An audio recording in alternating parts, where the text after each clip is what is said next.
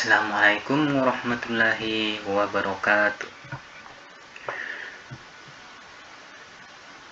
Sebelum kita memulai pembelajaran kita hari ini, mari kita sama-sama membaca basmalah. Bismillahirrahmanirrahim.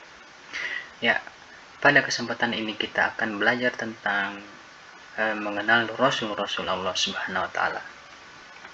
Yang pertama, makna Rasul. Ya, kita perlu memahami apa sebenarnya makna Rasul. Rasul secara bahasa adalah utusan Allah Subhanahu wa Ta'ala.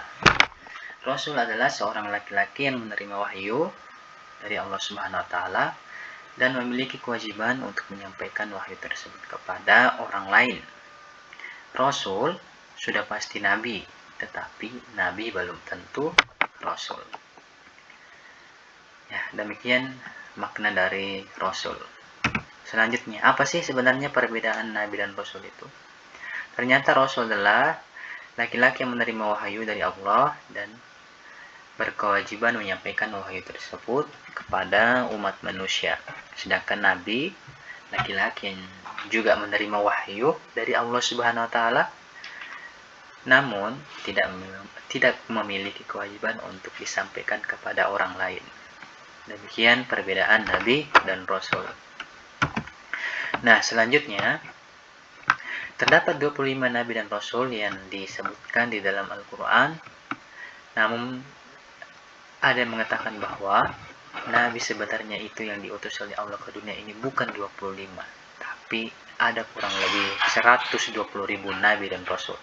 Sedangkan rasul itu ada yang mengatakan bahwa rasul yang diturunkan Allah di bumi itu adalah kurang lebih 300 orang.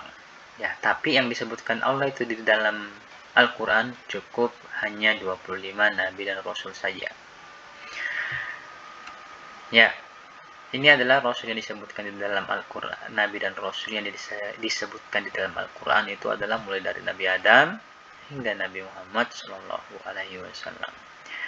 Kita sebagai umat muslim harus percaya dan yakin kepada ke-25 nabi dan rasul ini.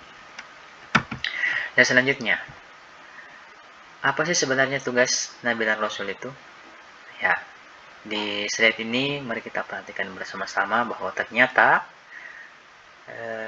tugas nabi dan rasul yang pertama adalah menyeru kepada manusia agar menyembah Allah. Yang kedua, mengajarkan akidah dan tauhid. Diharapkan manusia terhindar dari menduakan Allah Subhanahu wa Ta'ala. Selanjutnya, nabi dan rasul itu bertugas untuk mengajarkan, membimbing manusia agar memiliki akhlak mulia. Dengan akhlak mulia ini, maka manusia akan terhindar dari berbagai jenis perselisihan yang ada. Kemudian, mencerdaskan umat. Nabi dan rasul itu memberikan pencerdasan atau pencerahan kepada umat atau kepada seluruh umat manusia.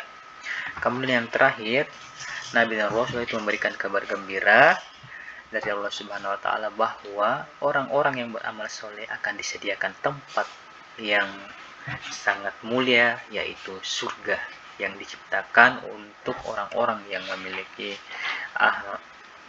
amal soleh dan beriman kepada Allah Subhanahu wa Ta'ala. Selanjutnya kita akan belajar terkait sifat-sifat yang wajib.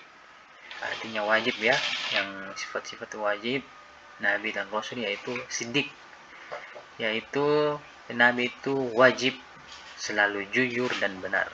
Tidak ada nabi dan rasul itu yang berbohong. Kemudian yang kedua, al-amanah. Artinya rasul itu dapat dipercaya. Tidak mungkin rasul itu berkhianat ketika dia berjanji dan tidak menepatinya, itu tidak mungkin. Kemudian yang ketiga adalah tabligh. Tabligh artinya menyampaikan. Jadi ini adalah sifat rasul, yakni wajib menyampaikan risalah dari Allah Subhanahu wa Ta'ala kepada manusia. Selanjutnya yang terakhir, sifat-sifat nabi dan rasul itu adalah fatonah. Artinya cerdas. Rasul yang diutus Allah Subhanahu wa Ta'ala tidak mungkin bodoh, tetapi Rasul yang dikirim Allah adalah orang-orang yang memiliki kecerdasan yang tinggi. Nah, selanjutnya sikap terpuji para Rasul yang perlu kita teladani yaitu yang pertama adalah teguh, kemudian kedua sabar, tabah, berusaha keras. Ya, keempat sikap ini perlu kita teladani dan amalkan dalam kehidupan sehari-hari kita. Selanjutnya, kita akan mengetahui bagaimana contoh mengimplementasikan sikap terpuji Nabi dan Rasul tersebut.